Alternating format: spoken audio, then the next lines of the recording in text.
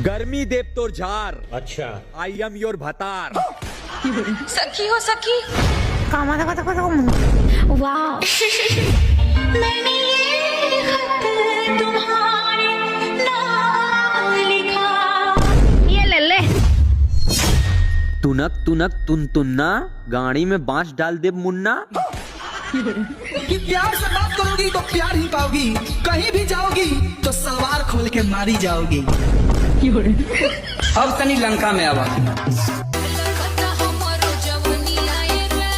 आज तो एकदम जौहर लागत तारू हो। मैं इतनी सुंदर हूँ, मैं क्या करूँ? आवा ना लौटी जा, आवा ना लौटी जा, आवा ना